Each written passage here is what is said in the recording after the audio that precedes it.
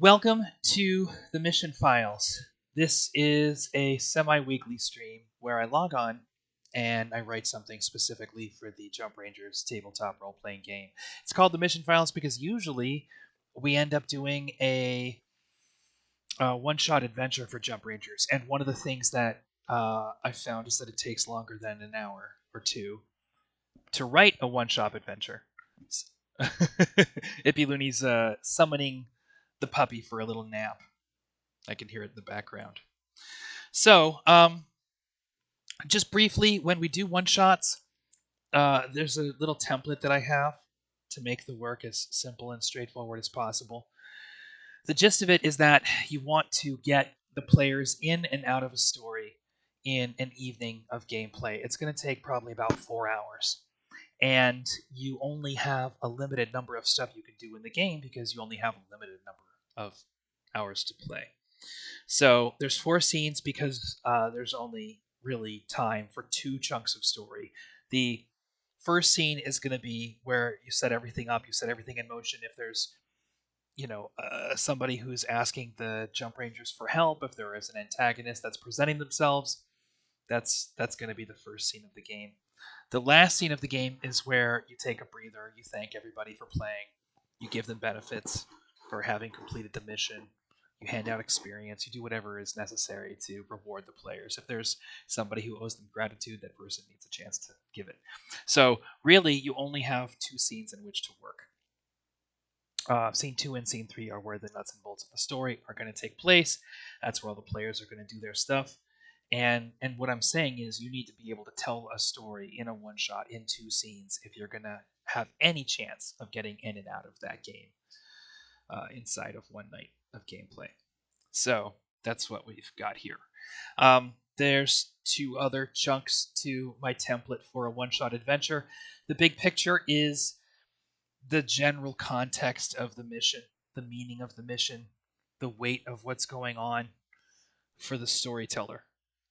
It's the larger sort of context, so that the storyteller understands not just what's at stake, but also what can happen, who might be invested in what the Rangers are doing, what the heroes are doing over the course of the story, and consequently, who might show up unannounced to affect the outcome of the adventure.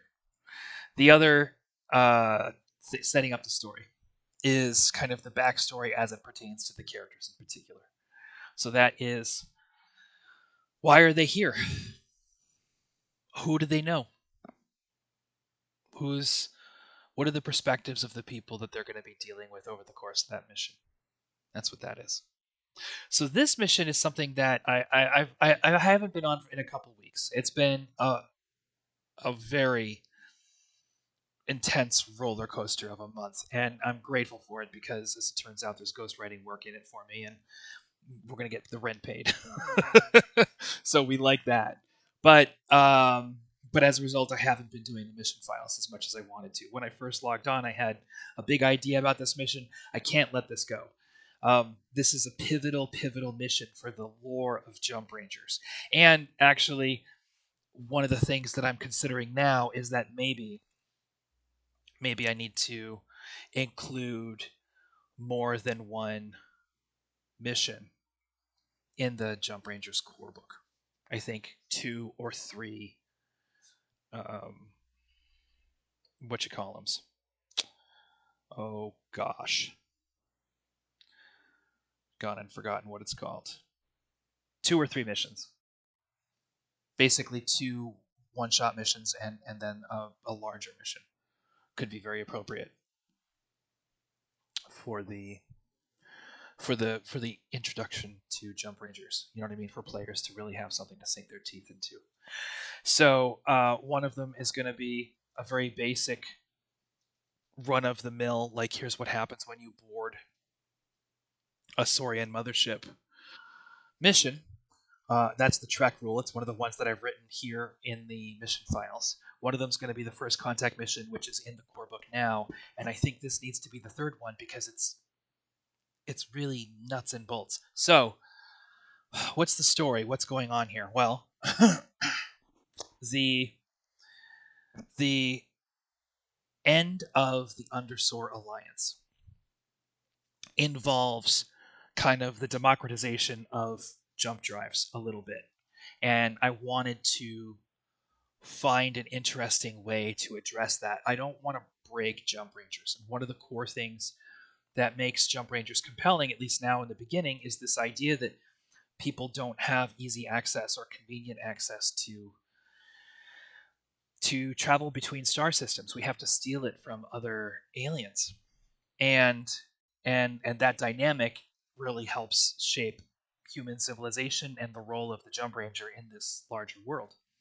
So the idea that they're manufacturing jump drives on Battleground is, I mean, it's interesting and I like it. I don't want to feel like I have to hold the universe back from changing and developing, but it's a pretty fundamental thing.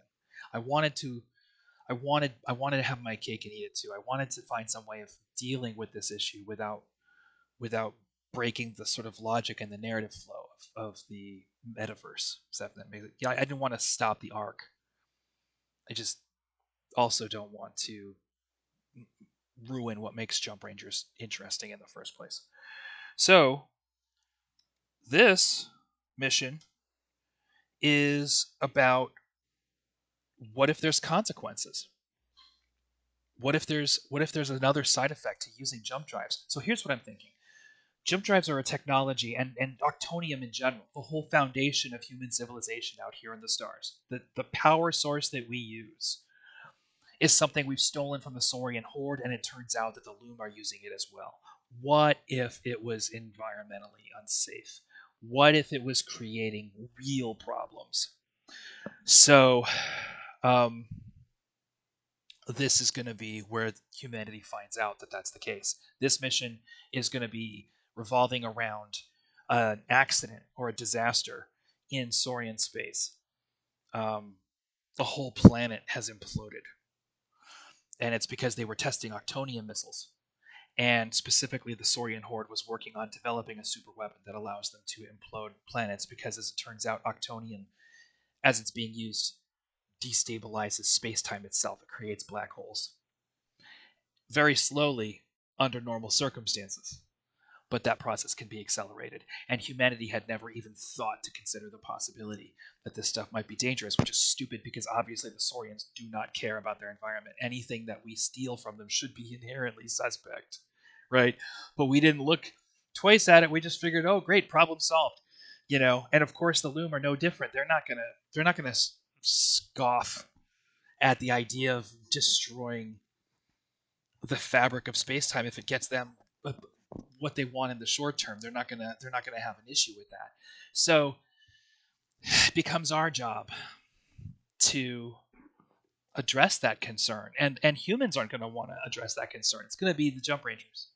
It's going to be something the Jump Rangers have to deal with, and the Jump Rangers are going to have to find an alternative to octonators in their own use. And it's whatever they come up with is going to be slower. It's going to be a compromise. I like it. I like the fact that kids have to reconcile themselves to the truth that adults cannot always be trusted to lead responsibly. Because we can't. Kids need to face that. We can't afford to be deifying our leaders. Even at a young age. It's I think it's detrimental. So I think the themes here are fascinating, and I think they're good and productive. Um, so let's take a look and see what I've actually written. Um, I'm also working on the 2.0 revision of the Lightning Job. That'll be the last of the macro expansions. Then I'll be digging in and updating all the data deck files. So, octonators are generators that harness the radiation of octonium crystals to power technology. Stealing the technology from the Saurian Empire and the Loom, humans have used octonators to power just about every aspect of human civilization. To power just about every tool and every tool and life support system in human civilization.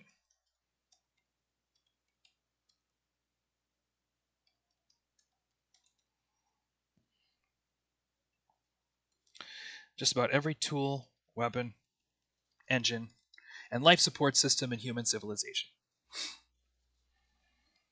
What would happen if it turned out? What would happen if the use of octonium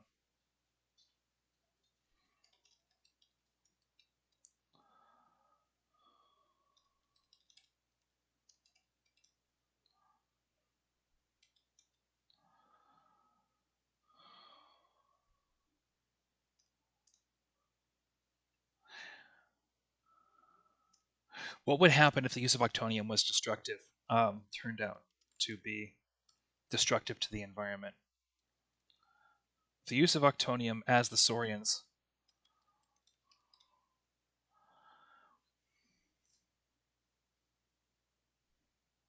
understand. I'm not looking for the word for understand. I'm looking for the word for perform. Let's just open up the thesaurus. Give me 1 sec. We're hitting the thesaurus here. Perform. To carry out, accomplish.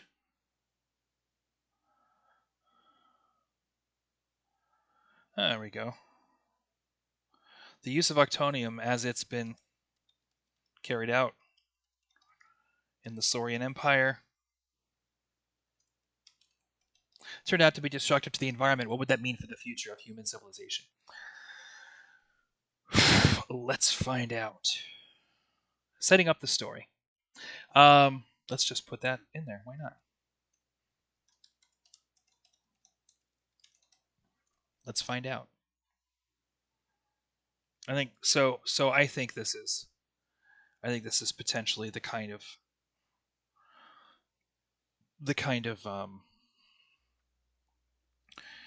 narrative that gets Jump Rangers in trouble for having a liberal agenda.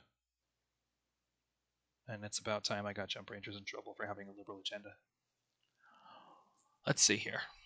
So, setting up the story. We don't need that bold. Arial. On planet, Link. Commander Sudropaxis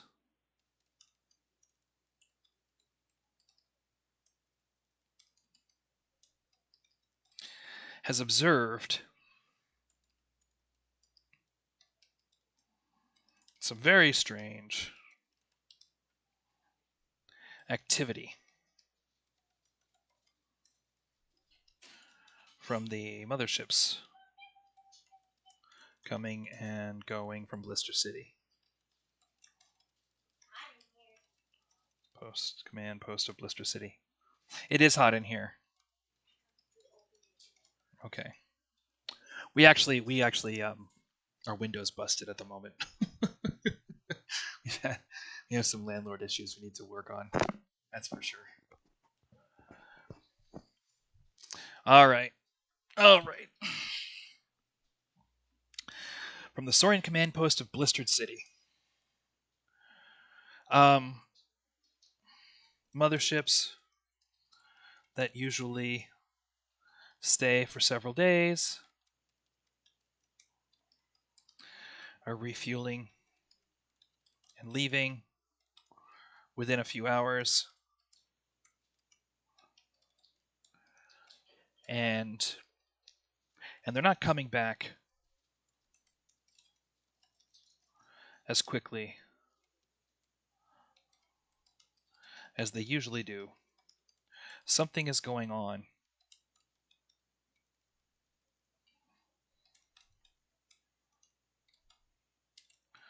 Maybe the Saurians are responding to some kind of crisis or emergency.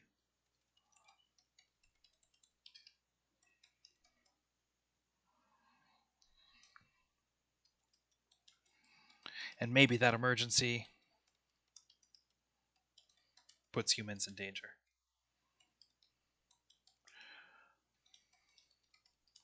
Whether it's a natural disaster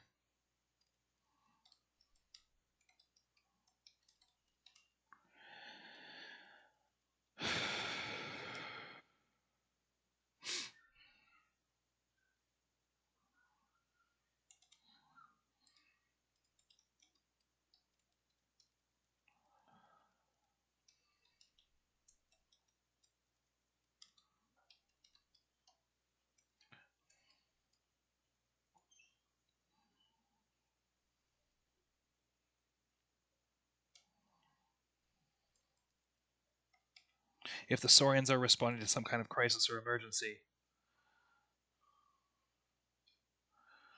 then Commander Paxis needs to know whether that emergency puts human colonists in danger, puts the colonies in danger.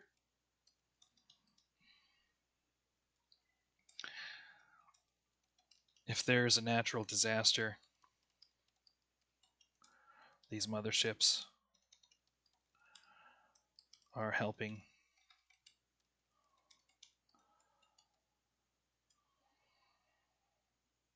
If there's a natural disaster forcing these motherships to alter their trade routes,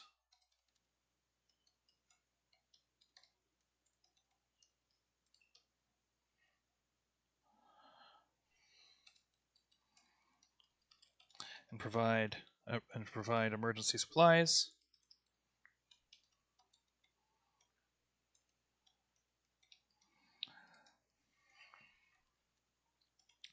is that disaster in a system that's inhabited by humans? If the Saurians have found a new enemy,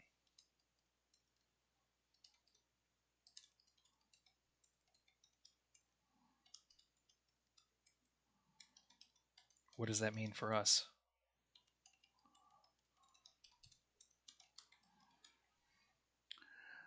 Will they try to exterminate us?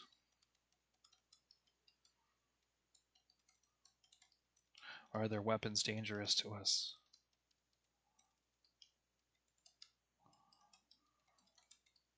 Could they be allies?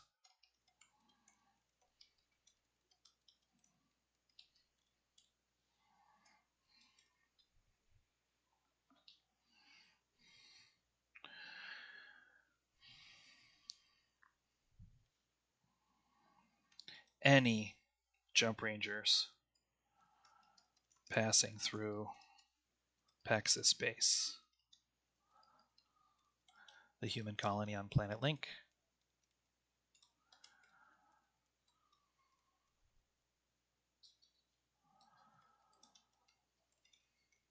are being asked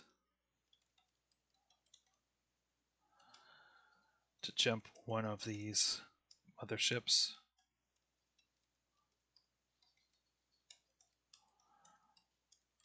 and see where it's going.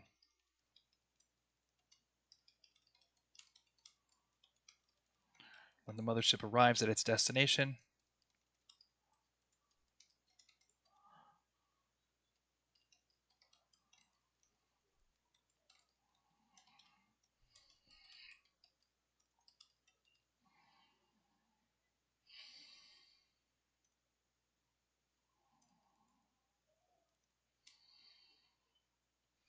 the commander would like any rangers on board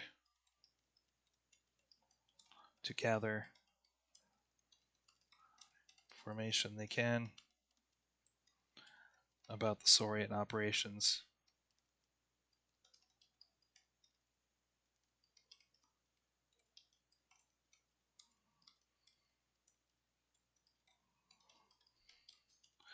Pulling the data logs.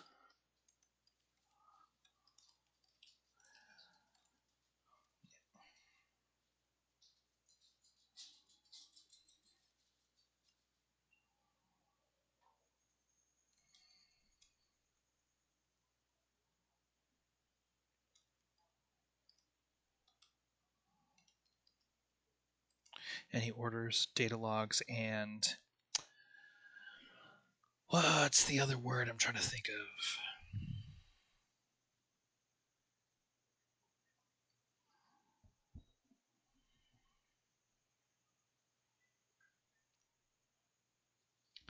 And operational records from the mothership's computer.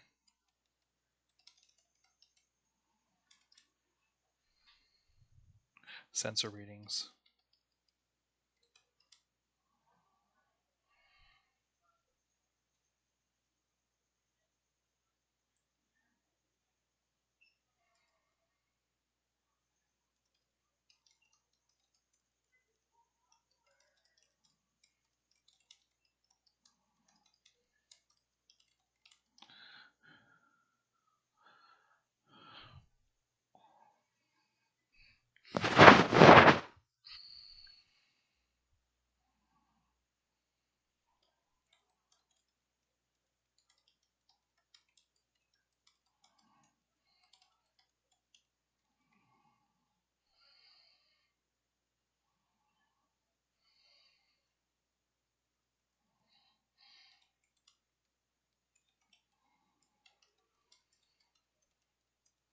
would clear up about what these motherships are doing there.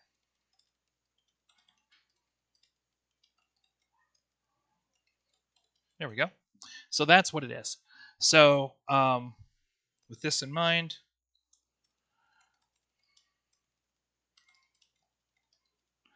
Commander Paxis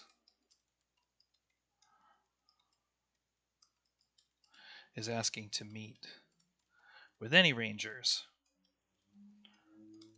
who happen to be coming through, stopping in, who happen to be bunking down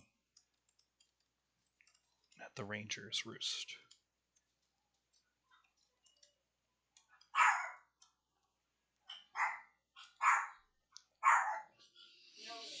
All right. That's Luna. Ippy Looney's blowing kisses at me. Ippy Looney is ready to go to Disneyland. That's what Ippy Looney's up to. So we're not going to spend when I'm done. That's what Ippy Looney says. All right. So let's see. Scene 1 obviously is when Paxis has his meeting with the Rangers. All right. And let's go ahead and scroll down here.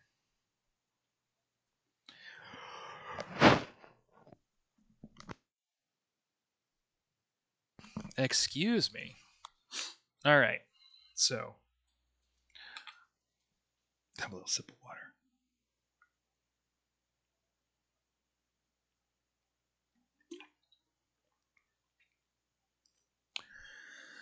Oh. So a lot of missions that start with Admiral Paxis sitting in the Ranger's Roost, people. But that's okay. That's part of his job.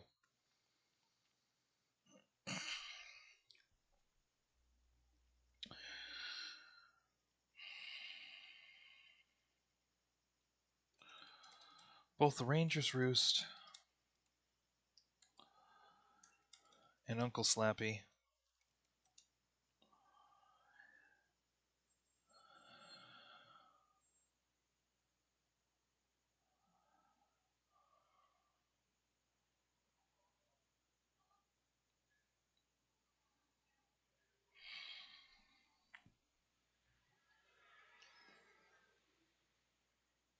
much of what, let's see,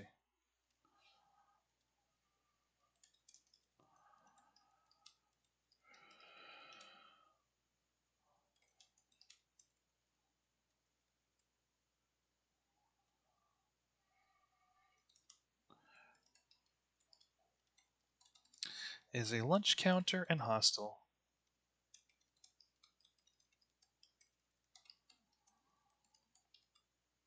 run by a kindly former jump ranger by the name of Uncle Slappy.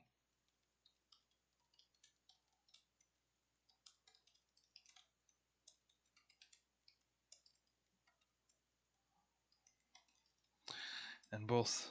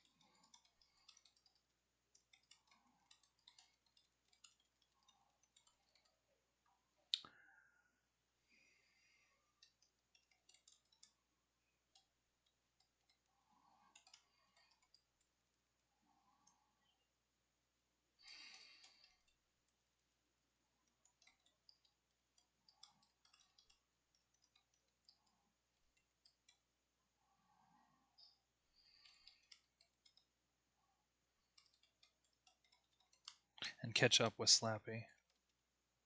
You okay?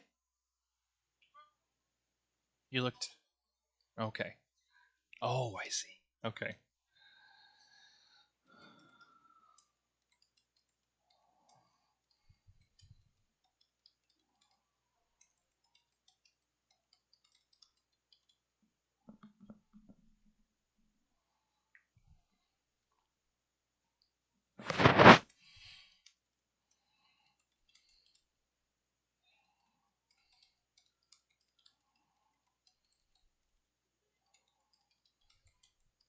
I think that's all right. Something weird just happened in my headset. All right.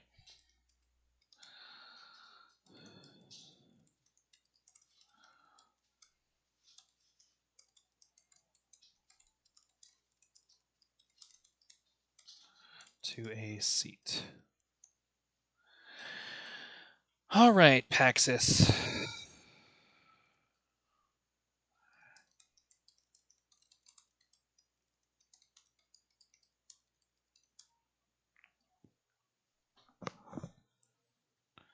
Rangers, welcome back to Paxis Base.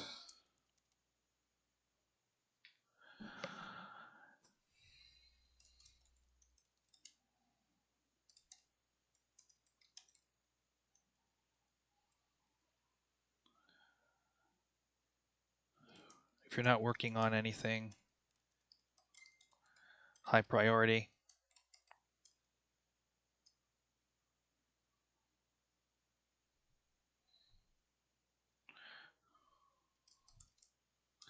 if you have the, let's see. I've got something I need your help with. That's just what he's going to say. I've got something I need your help with.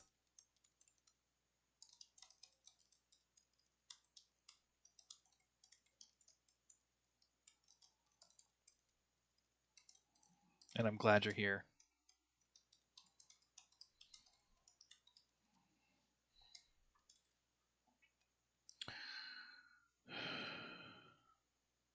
All right.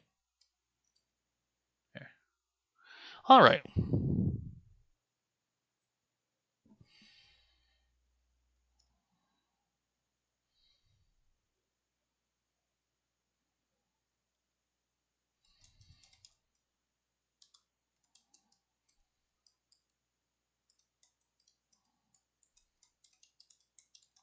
Once the pleasantries are concluded,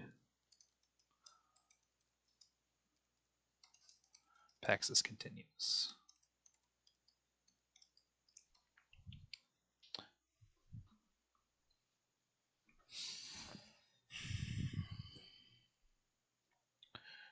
So, for the last several days, for the last 2 weeks, motherships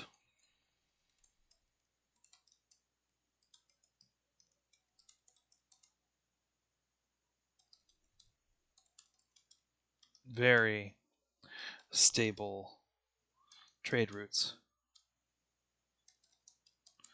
have been staying at Blister City here on Planet Link for much shorter periods of time.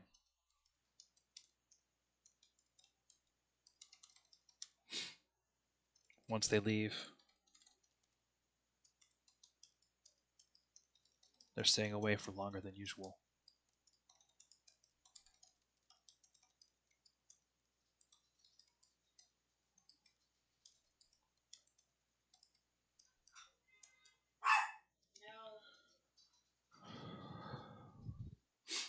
For so many motherships,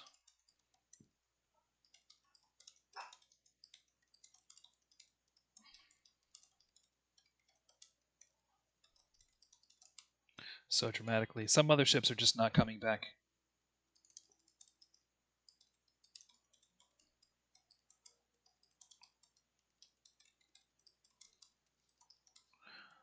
Link altogether.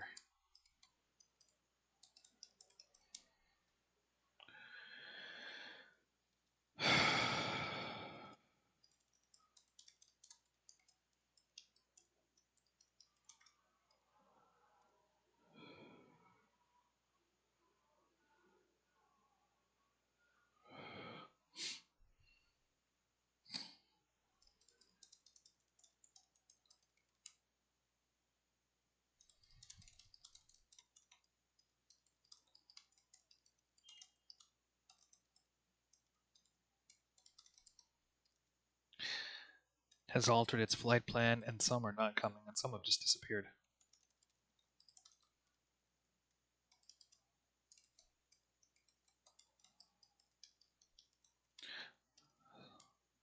Something big.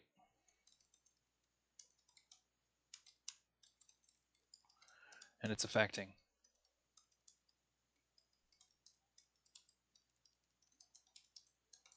It's affecting the entire Saurian Empire.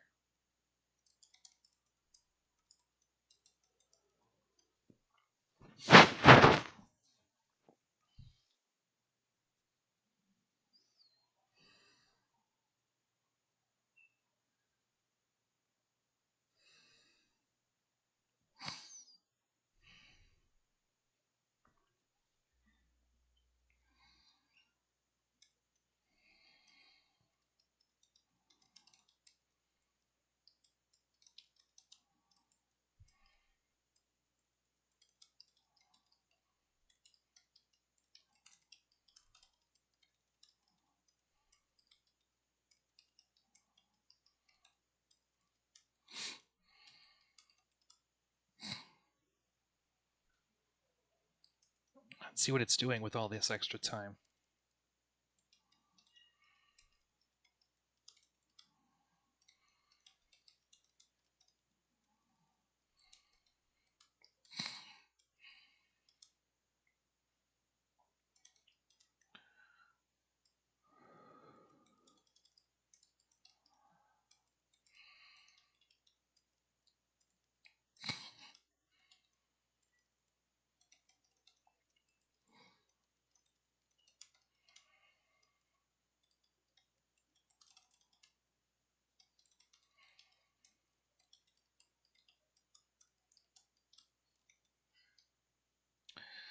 Here on Planet Link.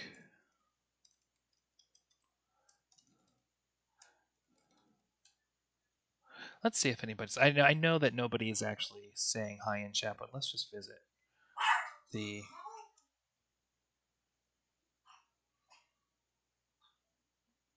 All right. No, it's just me. Okay. All right.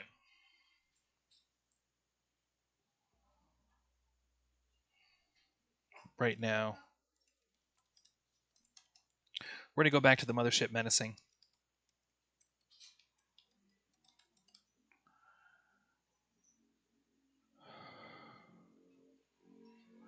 Or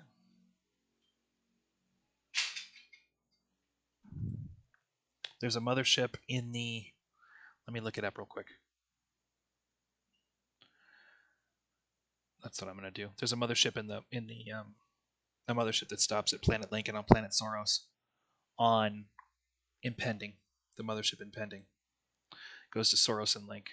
That's the one we'll use because it's a tie-in to the a game called Conquest, the book that I'm writing.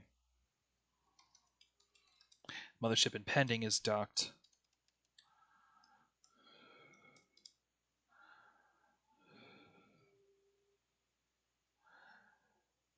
Is docked at the west.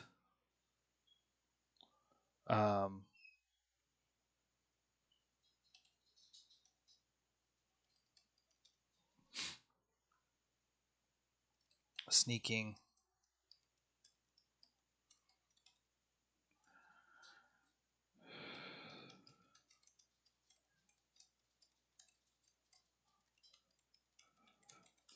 We'll get you there.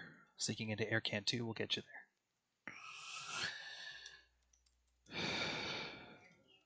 Yep.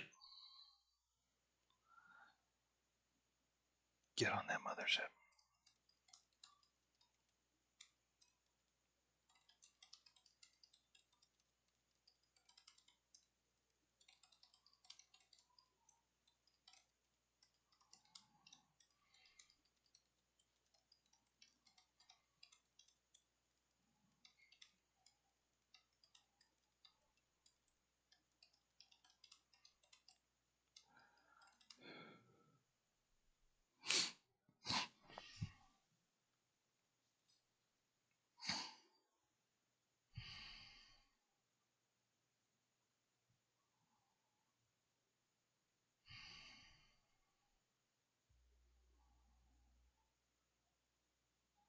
It could be the key to preventing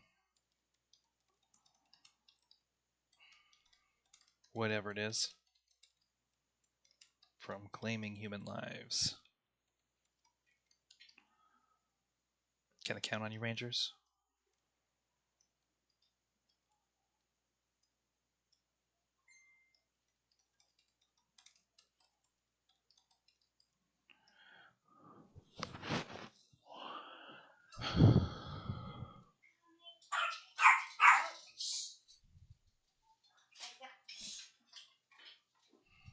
That's good.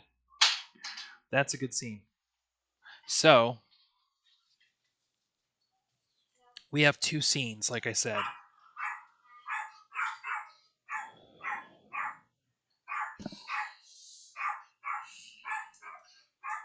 So we're gonna scroll back here.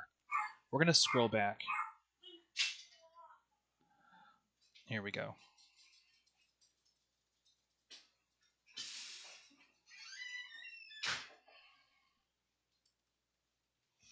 Some of the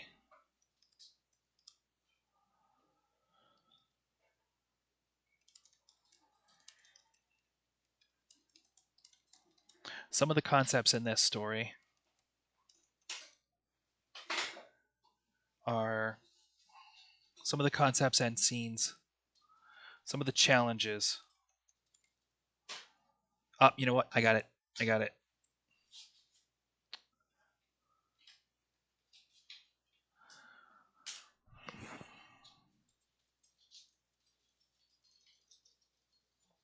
Storyteller's note.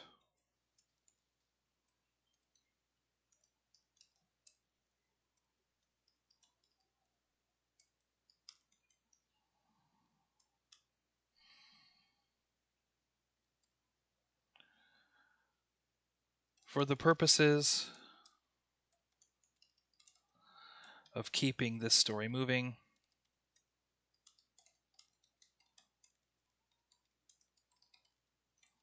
I'm going to recommend brushing past the actual infiltration.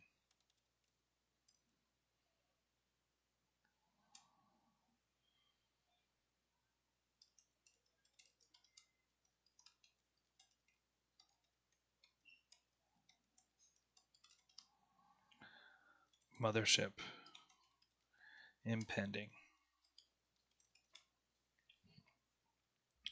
Sneaking on board a mothership is a process that is a well-documented process.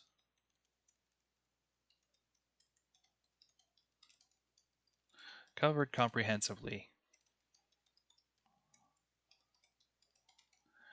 in First Contact, a Jump Rangers mission.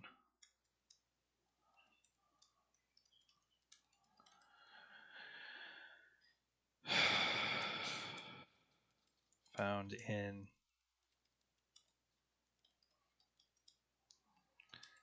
the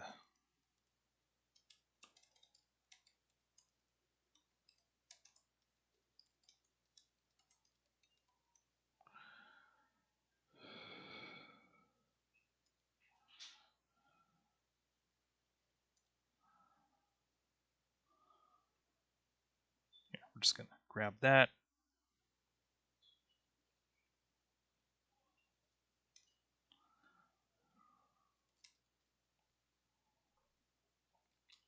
Jump Rangers Core Book Chapter 8. Okay.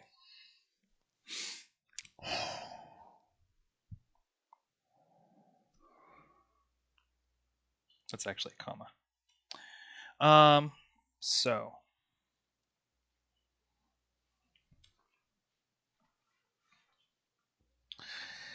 asking your Rangers for all the pertinent roles and moving on with the story as quickly as possible. getting them on board the mothership impending as quickly as possible.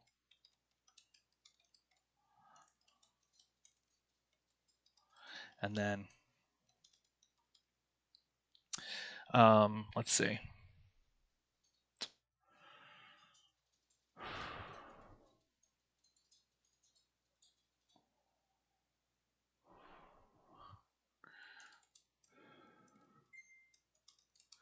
Moving into the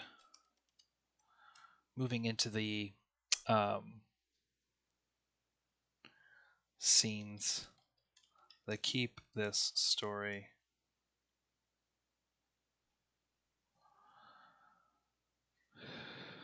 you know what though, asking players for roles that you don't want the answers to is never a good idea. So instead,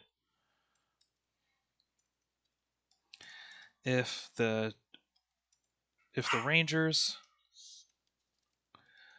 question have taken motherships out of Blister City before,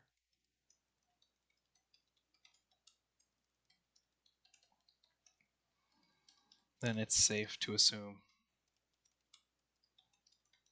they can do so without a roll on this occasion.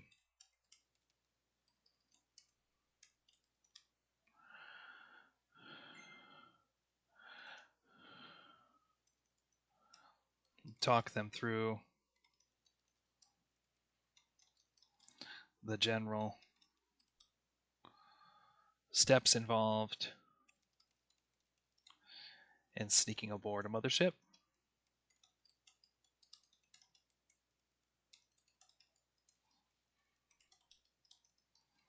Let them get settled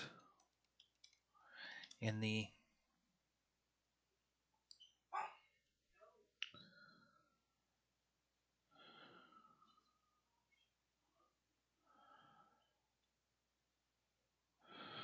what's it called?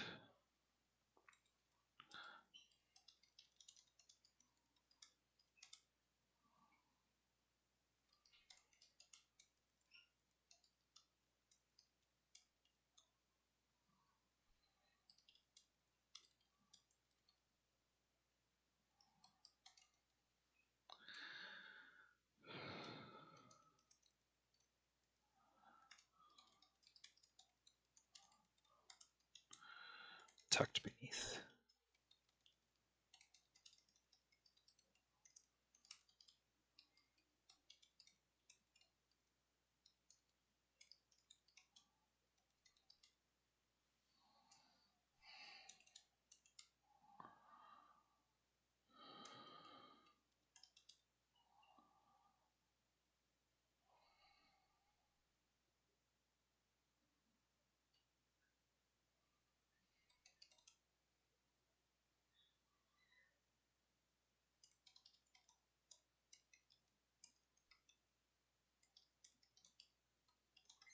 Which is the impending human colony, hiding beneath the floorboards of the waste disposal airlocks.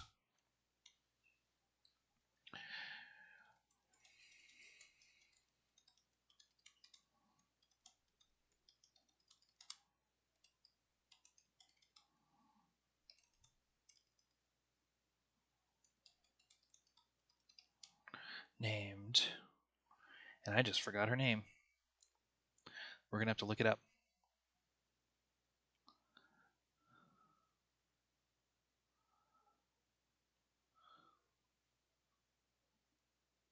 Let's see here.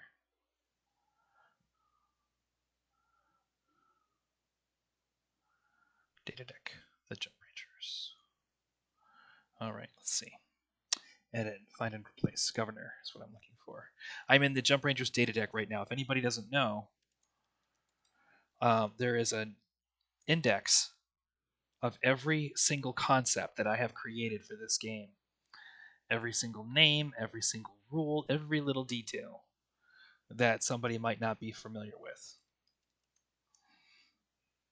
is accessible.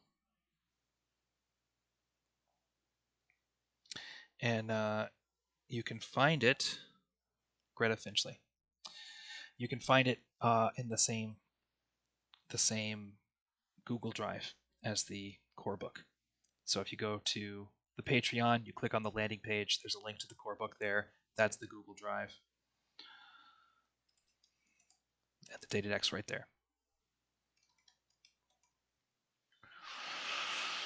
And I recommend it. It's if you're looking for concepts, if you're looking for story hooks, if you're making your way through all the resources that I've written for this game, it's a description of every single thing that's in there as well. So you're not left wondering, oh, what's this thing? Why am I looking it up? Nope. Everything's described, tells you what it is, and then it tells you where to find more details about it. So it's kind of like both a glossary and an index, which, to be honest, I need just as much as anybody else might.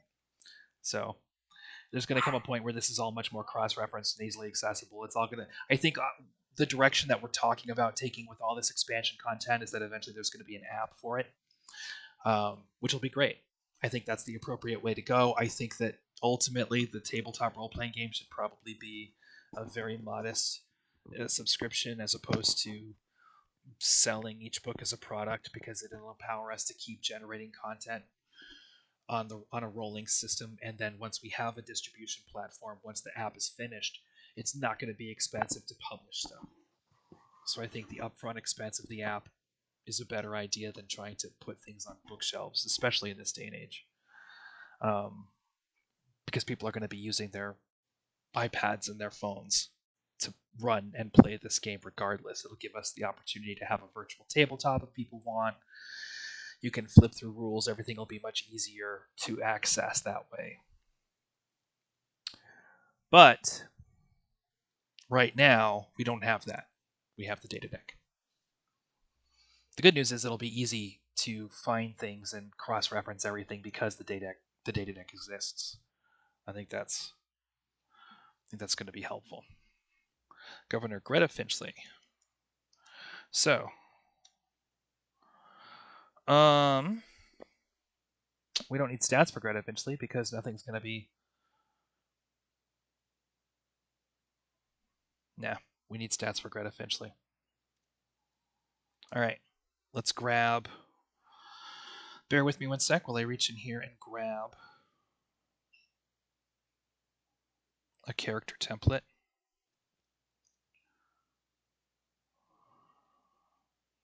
We need stats for Greta Finchley because there's a very good chance that the characters will not be leaving. All the action's going to be on board the mothership.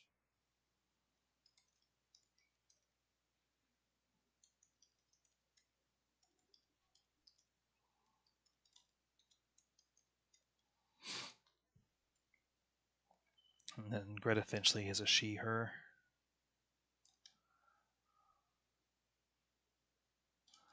All right. Let's get rid of all this. Okay. Let's start with this. Greta Finchley is older. Heart. Not a super kind person. 2. Mind is 6. Spirit 1. All right. Leadership. Bureaucracy. Not common knowledge. Wait a second. Oh, that's lightning job. Engineering, human colonies. Not engineering. Investigation. No. None of this. All right. We'll deal with all this in a second, too. Bureaucracy, human colonies, investigation, leadership. Saurian Horde. Saurian starships.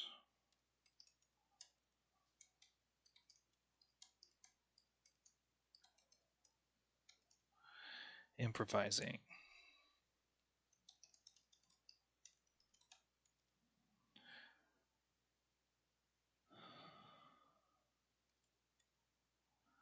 I think that's probably enough. I don't think this governor is necessarily the best governor. She's just firm. Um,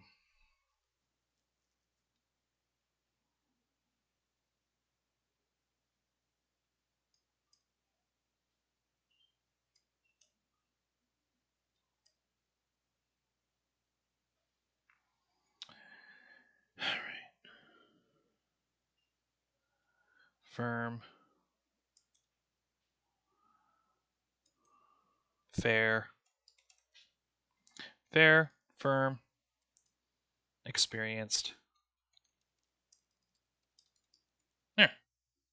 What else does she need to be? That's what I want to know.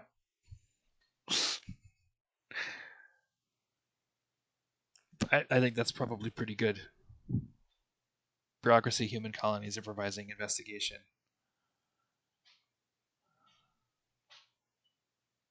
Yeah, she's pretty good. All right. So,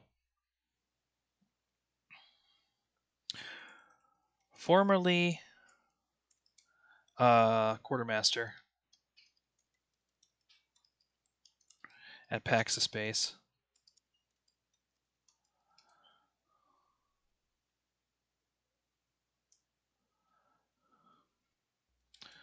Greta Finchley took on the mantle of running a colony.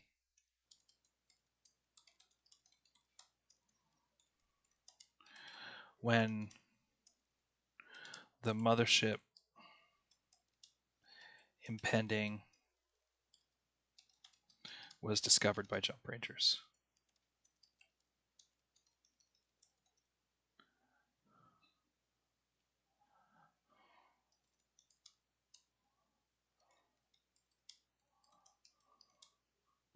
Seeing that the mothership had a stable trade route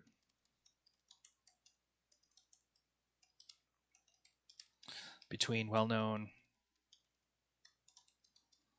Saurian spaceports,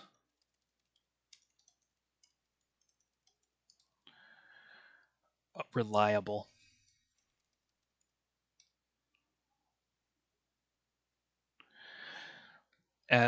Commander Paxis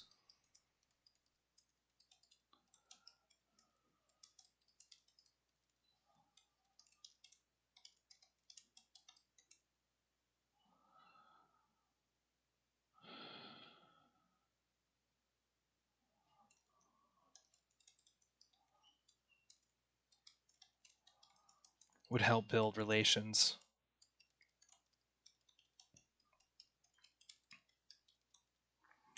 Paxis Base and Deep Down Base.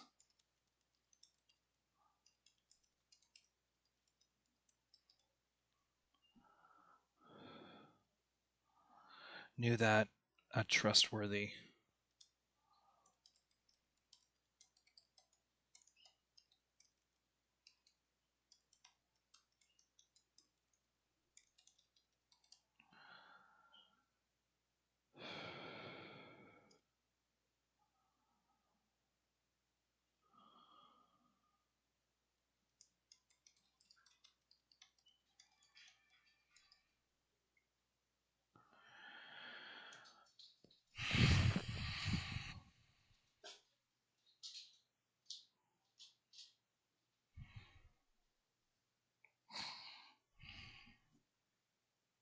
What's the opposite of risk taker?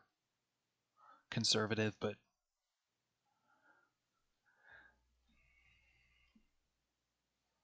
we'll delete careful, experience, firm, reliable. There, that's Greta Finchley.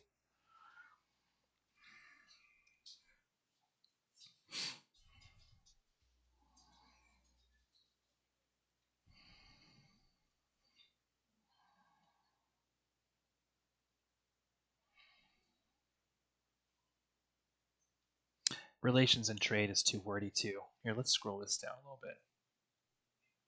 Oh, look at all that. I already here I am.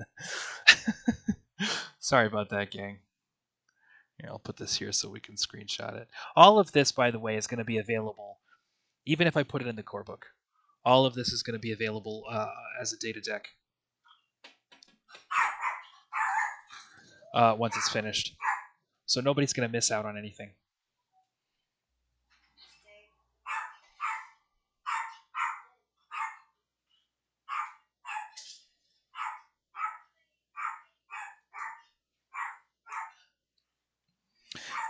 So would help build relations and trade, would help build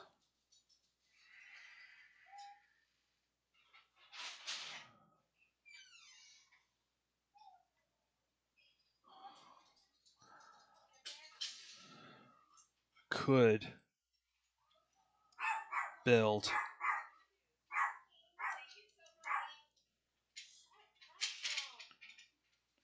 open lines of communication and trade between packs of space and deep down space.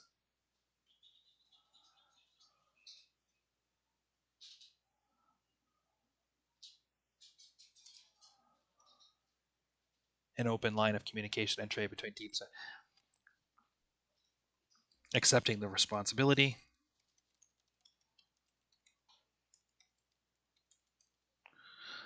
Governor Finchley has done precisely this.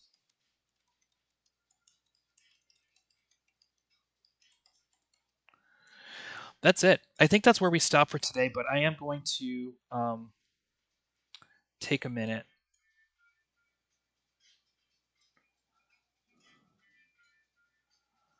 I am going to take a minute and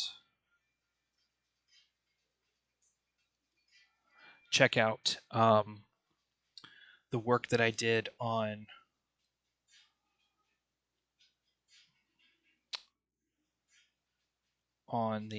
chapter 8, because I think it's possible that there's some outdated text in there. So I'm just gonna, before we break this little party up, one of the things that I'm constantly doing is going back and updating the world building.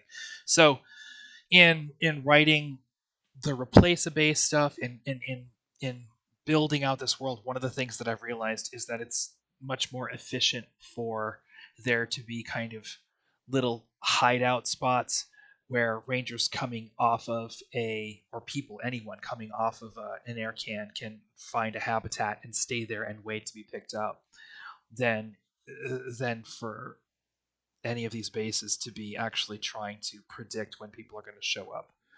So there's kind of these little lodges, and I don't know if that's accounted for.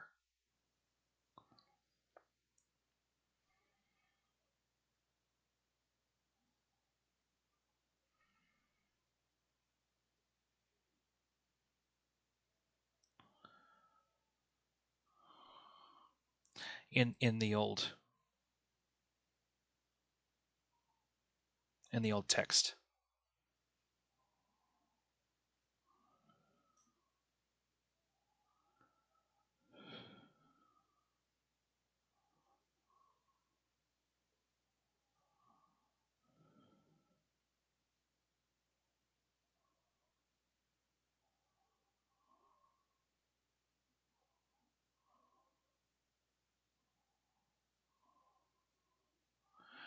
All right.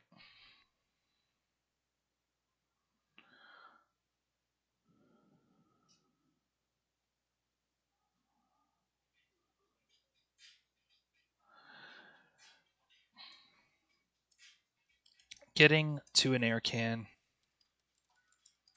So this is in the. I'll just deal with this real quick on my own. This isn't something you guys need to be here for.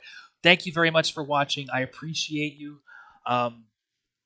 I am running a game on Saturday at 1:30 p.m. called Metagame with Federico and Epiluni here on twitch.tv/Jump Rangers. I hope you'll be here for that. I'll have this posted at some point in the next 12 hours on the YouTube if anybody missed it. I think this is going to be a really fun game, and I do think because it deals so much with the crunchiness of what I like about it is if we establish early on that octonators are dangerous for the environment, then it makes Admiral Paxos look more reckless for building the motherships. Thank you for watching. We'll probably get this adventure wrapped up in the next session. I'm looking forward to it, and I will see you next week. Take care.